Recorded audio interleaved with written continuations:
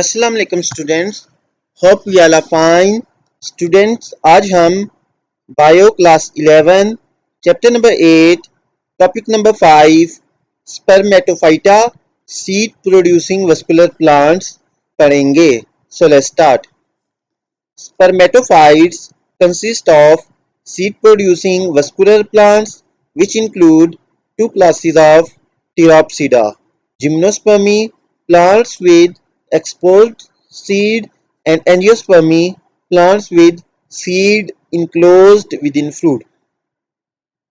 कह रहा बच्चों जो हमारे पास सब डिवीजन स्पर्मेटोफाइटा है, इसमें हमारे पास ऐसे वस्कुलर प्लांट्स आ जाते हैं जो सीड प्रोड्यूसिंग है, ठीक है, जो सीड प्रोड्यूस करते हैं, ठीक है। और कह रहे हैं इसके हमारे पास आगे टू क्लासेस आ जाती हैं, जिम्नोस्पर्मी एंड एंजियोस्पर्मी। जिम्नोस्पर्म्स में हमारे पास ऐसे प्लांट्स आ जाते हैं जिनके जो सीड्स तो हैं लेकिन वो एक्सपोज्ड सीड्स हैं, यानी वो किसी प्रोटेक्टिव कवर में इनक्लोज नहीं है, ठीक है। जबकि जो एंजियोस्पर्म्स हैं उसमें हमारे पास ऐसे प्लांट्स आ जाते हैं which have seed enclosed within fruit. Gymnosperm seeds are borne openly on sporophylls within cones, while angiosperm seeds are typically encased within fruit generated from flower। कह रहा है कि जो जिम्नोस्पर्म के सीड्स हैं वो यूजुअली कहाँ पे बोर्न होते हैं? ऑन स्पोरोफिल्स, कोन्स के अंदर, ठीक है। जबकि जो एंजियोस्पर्म्स के सीड्स हैं वो इनकेस्ड हुए होते हैं फ्रूट के अंदर, ठीक है। Both classes exhibit various reproductive adaptations crucial to their successful colonisation of terrestrial environment. क्या है कि ये जो दोनों क्लासेस हैं, एंजियोस्पर्म्स एंड जिम्नोस्पर्म्स, दोनों के पास डिफरेंट रिप्रोडक्टिव एडाप्टेशंस हैं जो कि इंपॉर्टेंट है for their successful colonisation of terrestrial और land environment. These common adaptations of all spermatophytes include, ठीक है, वो कौन सी adaptations है spermatophytes की? First of all, development of heterospory yielding to distinct spore type, microspore, small male spores that develop into male gametophyte, and megaspore, large female spores giving rise to female gametophyte or embryo sacs upon germination। कह रहा है कि सबसे पहले इन्होंने develop किया heterospory, ठीक है, यानी ये दो डिफरेंट टाइप के स्पोर्स प्रोड्यूस करते थे, microspores and megaspores. Next one is the indehiscent non rupturing nature of megasporangium ovule ensuring the retention and germination of megaspore। उसके अलावा क्या हुआ कि जो मेगास्पोरेंजियम है उसकी वो नॉन रप्चरिंग था कि यानी वो रप्चर नहीं हो रहा, ठीक है, जिसकी वजह से क्या हो रहा था कि वो इंश्योर कर रहा था, यकीनी बना रहा था रिटेंशन एंड जर्मिनेशन। उसके अंदर जो मेगास्पोर प्रेजेंट है उसकी जर्मिनेशन और रिटेंशन को क्या कर रहा है? इंश्योर कर रहा है। Next is formation of integuments protective layer surrounding megasporangium contributing to its indehiscence. उसके अलावा क्या हुआ? इनके अंदर इंटीग्यूमेंट्स की फॉर्मेशन हुई, यानी प्रोटेक्टिव लेयर्स बन गई जो कि सराउंड कर रही थी मेगास्पोरेंजियम को, ठीक है, जो कि फर्दर जो मेगास्पोरेंजियम है उसको क्या कर रही है? प्रोटेक्ट कर रही है। Next is reduction to one functional megaspore out of 4 per sporangium via meiotic division of megaspore mother cell reducing competition among developing female gametophyte. उसके अलावा क्या हुआ इनके अंदर कि जो फंक्शनल मेगास्पोर है वो क्या हो गया? वो रिड्यूस हो गया 1 तक, ठीक है, कि एक इनके अंदर एक ही फंक्शनल मेगास्पोर प्रेजेंट होता है आउट ऑफ 4, ठीक है, 4 में से, जिसकी वजह से क्या हुआ कि जो कंपटीशन था अमंग फीमेल गैमेटोफाइट वो क्या हो गया? कम हो गया। Presence of a micropyle a small opening at the distal end of megasporangium facilitating pollen tube penetration.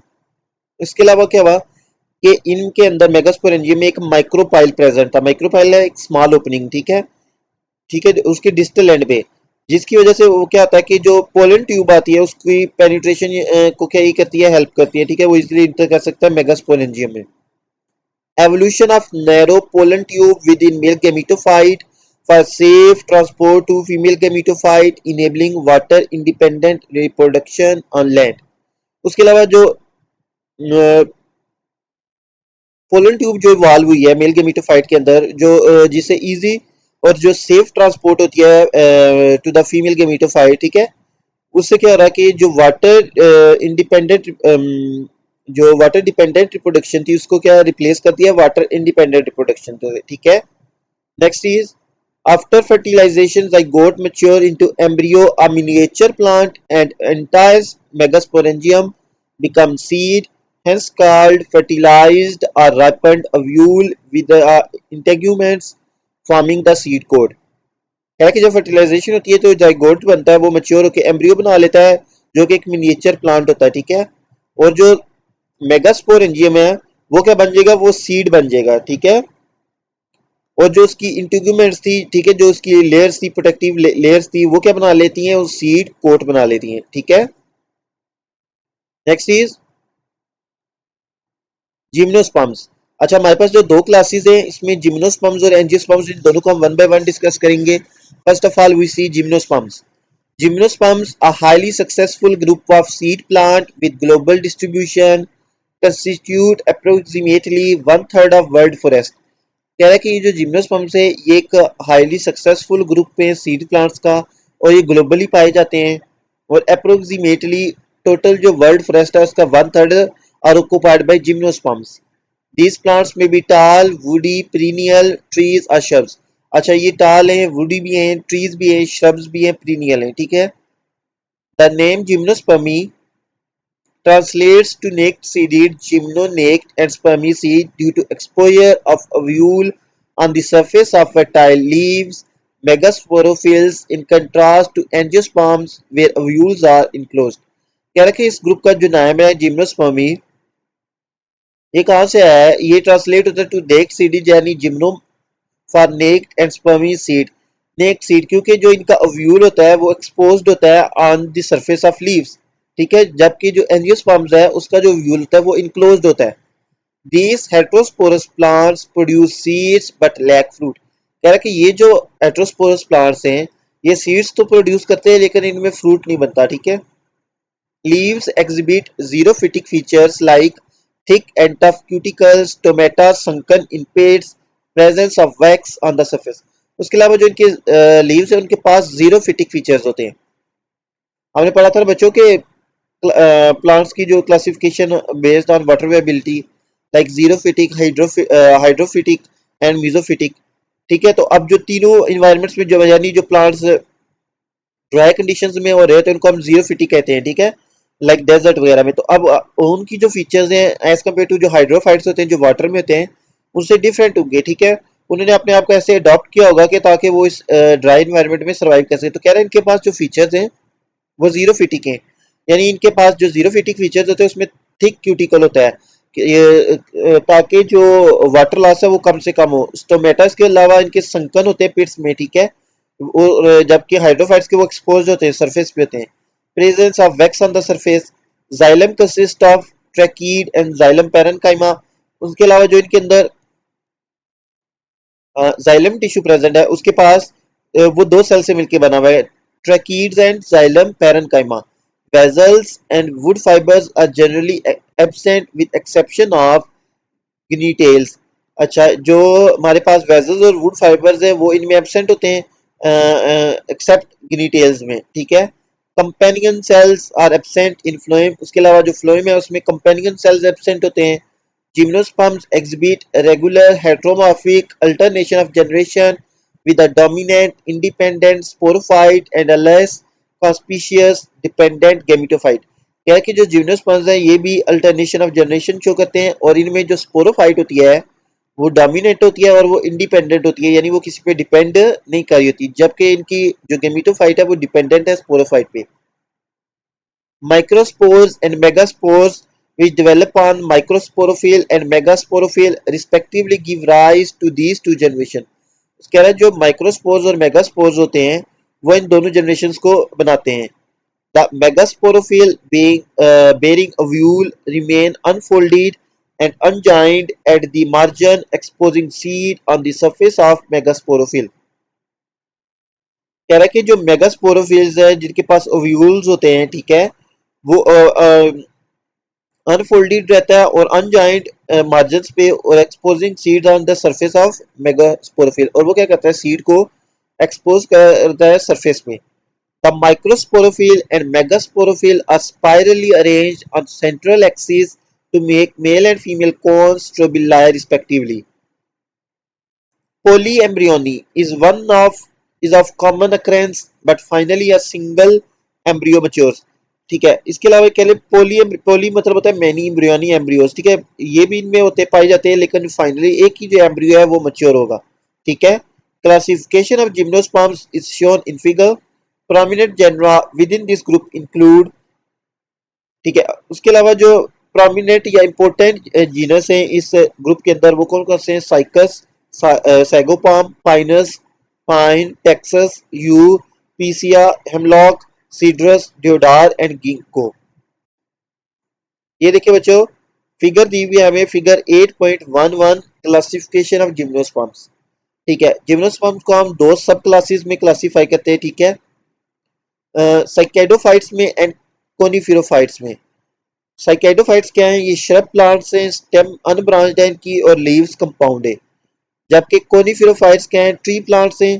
ठीक है, स्टेम ब्रांच्ड है और लीव सिंपल है.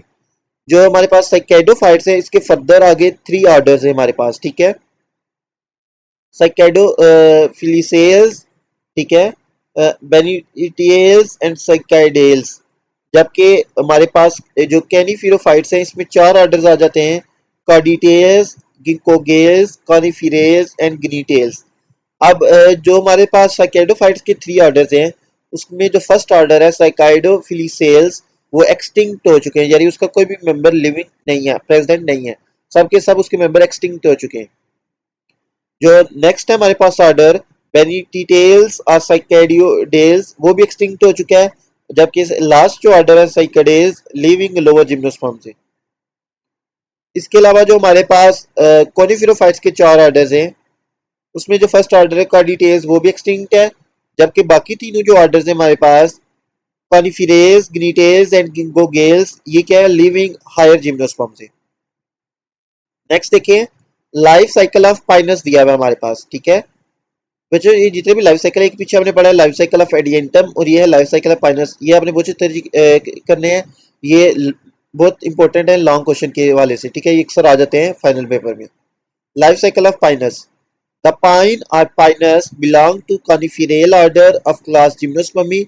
कह रहा है ये जो पाइनस है ये कौन से ऑर्डर से बिलोंग करता है? कॉनिफेरल ऑर्डर से. ठीक है, many pine species are well suited to mountainous and high altitude habitat.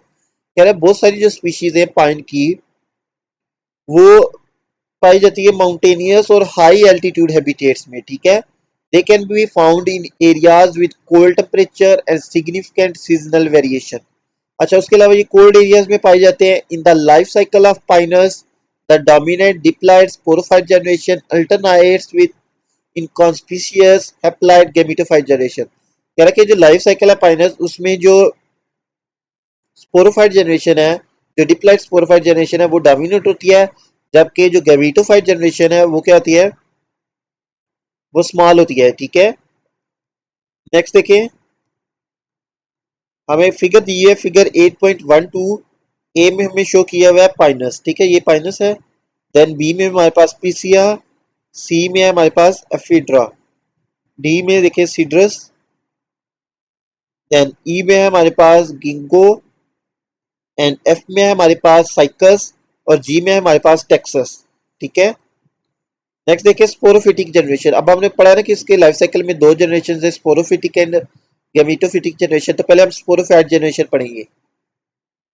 The main plant body is sporophyte which consists of woody trunk, typically has a straight and tall appearance. कह रहे जो main plant है ना वो sporophyte है. ठीक है, जिसके पास एक वुडी ट्रंक है जो कि स्ट्रेट और टाल होता है. It bear branches which radiate from main trunk in a spiral fashion. उसके अलावा इसके पास ब्रांचेस होती है जो कि रेडिएट यानी निकल रही होती है मेन ट्रंक से. ठीक है, pine trees have evergreen needle like scale like leaves that are adopted to conserve water.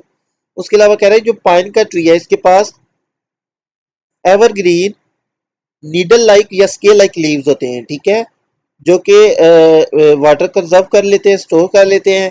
Pine trees generally have a tap root system. उसके अलावा ये जो पाइन है इसका जो रूट सिस्टम है वो टैप रूट है या फाइब्रस? तो it have a tap root system. with a lateral root for encourage and absorption of water and nutrients from soil. ठीक है. The spore producing parts are called cones or strobili. अच्छा, अब जो इसमें spore producing part है ना इस plant का, उसको हम कोन या स्ट्रोबिलाई कहते हैं. Hence called conifers. There are two type of cone: male cones staminate strobilus and female cone ovulate strobilus. अच्छा, cones की दो टाइप्स हैं, male and female cone. Male cones are smaller in size, less than an inch, produced in cluster on upper branches of plant. यानी कि जो mail cons है वो smaller होती है साइज में, लेस देन एन इंच होती है, लेकिन इसमें स्मॉल होती है और ये क्लस्टर्स में प्रोड्यूस होती है on upper branch of plant. Each male cone consists of microsporophyll spirally arranged around the central axis. यार हर मेल कोन के पास क्या माइक्रोस्पोरोफिल्स होते हैं जो स्पाइरली अरेंज हुए होते हैं सेंट्रल एक्सिस के अराउंड. ठीक है. Two microsporangia are developed at the base of each microsporophyll. के माइक्रोस्पोरोफिल की बेस पे दो माइक्रोस्पोरेंजिया डेवलप होते हैं. Each microsporangium produces large number of microspore by meiosis, और हर माइक्रोस्पोरेंजियम बहुत सारे माइक्रोस्पोर्स प्रोड्यूस करेगा थ्रू मियासिस. ये देखें फिगर 8.13 में साइड पे देखें, ए में फीमेल कोन और बी में मेल कोन शो की हुई है. ठीक है.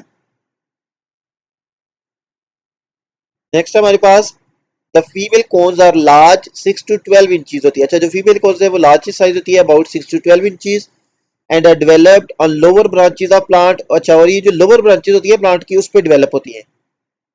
Each female cone consists of woody central axis with large number of spirally arranged scales, the megasporophylls, which are also woody in texture.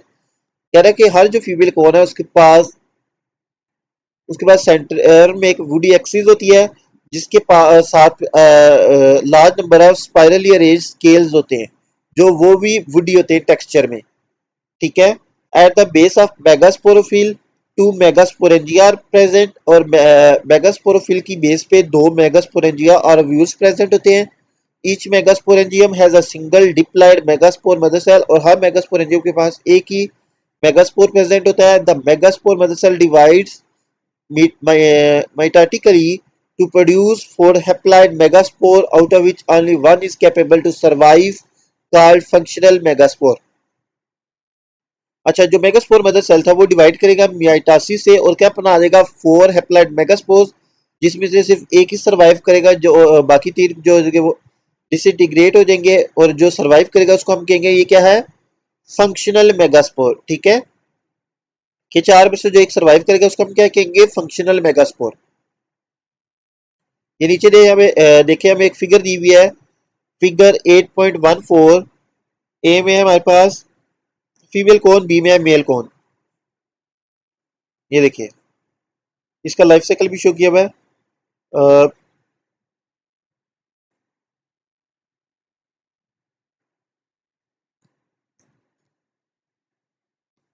ये देखिए मच्योर स्पोरोफाइट है जो हमारे पास प्लांट है, उसमें अगर आप ऊपर देखें तो हमारे पास स्पोरोफिल प्रेजेंट है. ठीक है.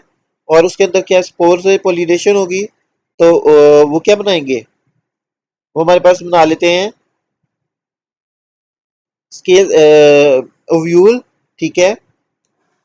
अब ये नीचे वाला देखिए, नीचे जो है हमारे पास, अच्छा जो माइक्रोपाइल है वो मियासिस करके मेगास्पोर बना लेगा. मेगास्पोर जो है वो फर्टिलाइज करके क्या बना लेंगे दोबारा से, गैमीटोफाइट. ठीक है. और वो क्या बना लेगी, मैच्योर स्पोरोफाइट. तो ये है लाइफ साइकिल ऑफ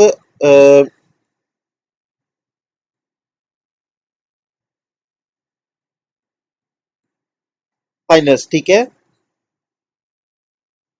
नेक्स्ट देखिए pollination. The microspores have wings by which they can fly to large distance, and ultimately few of them can reach to their target eye surface of megasporangium in female cone. कह रहे कि इनकी pollination कैसे होती है, कि कह रहे जो माइक्रोस्पोर्स हैं उनके पास विंग्स होते हैं जिसकी वजह से वो फ्लाई कर सकते हैं लार्ज डिस्टेंस के ऊपर, और अल्टीमेटली उनमें से कुछ जो है वो अपने टारगेट तक पहुंच सकते हैं. लाइक टारगेट क्या है उनका, मेगास्पोरेंजियम. ठीक है. This migration of microspore from male cone to female cone is called pollination. कह रहे ये जो माइग्रेशन हुई है ट्रांसफर हुआ है माइक्रोस्पोर्स का, मेल कौन से फीमेल कौन पर, इसको हम पोलिनेशन कहते हैं। And during this event the microspores are called pollen grains, और इस इवेंट के दौरान जो माइक्रोस्पोर्स हैं अब हम उनको क्या कहेंगे, pollen grains. In gymnosperms the pollen grains are developing male gametophyte. Next है हमारे पास development of male gametophyte. The microspores began to germinate into male gametophyte within microsporangium endosporic। कह रहा है अब ये जो माइक्रोस्पोर है ये जर्मिनेट करना शुरू कर देगा और क्या बना लेगा, male gametophyte. In this process microspore nucleus undergoes mitosis to produce two cells, prothallial nucleus and antheridial nucleus. इस प्रोसेस में वो क्या करेगा, जो माइक्रोस्पोर का न्यूक्लियस है वो माइटोसिस करके दो सेल्स बना लेगा, क्या उनको उनसे, प्रोथेलियल न्यूक्लियस, और दूसरा बना लेगा antheridial nucleus. The prothallial nucleus again divide by mitosis to form two prothelial nuclei which act as vegetative part of male gametophyte। और जो प्रोथेलियल न्यूक्लियस है वो दोबारा माइटोसिस से डिवाइड करके दो प्रोथेलियल न्यूक्लिया बना लेगा जो वेजिटेटिव पार्ट के तौर पे एक्ट करेंगे। Similarly, antheridial nucleus further divides by mitosis to form a generative nucleus and a tube nucleus। और जो एंथीडियल न्यूक्लियस है वो माइटोसिस से डिवाइड करके क्या बना लेगा, एक जनरेटिव न्यूक्लियस बना लेगा और एक ट्यूब न्यूक्लियस बना लेगा। Generative nucleus further divide by mitosis to form two sperm nuclei. और जो जनरेटिव न्यूक्लियाई है वो फर्दर डिवाइड करेगा माइटोसिस से और क्या बना लेगा, दो स्पर्म न्यूक्लियाई। ठीक है। At this stage, the developing male gametophyte come out from microsporangia। इस स्टेज पे क्या होगा कि जो मेल गेमिटोफाइट जो डेवलप हो रही है वो माइक्रोस्पोरेंजिया से बाहर आ जाएगी। Further development of male gametophyte which involves growth of pollen tube by tube nucleus occurs on the surface of female gametophyte after pollination। कह रहा है अब जो फर्दर डेवलपमेंट होगी ना गेमिटोफाइट की, मेल गेमिटोफाइट की, जिसमें क्या होती है, पोलन ट्यूब की ग्रोथ होती है, वो कहाँ पे होगी, वो जाके फीमेल गेमिटोफाइट पे होगी आफ्टर पोलिनेशन, पोलिनेशन के बाद।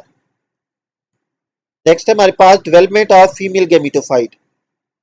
The development of female gametophyte occurs within megasporangium ovule।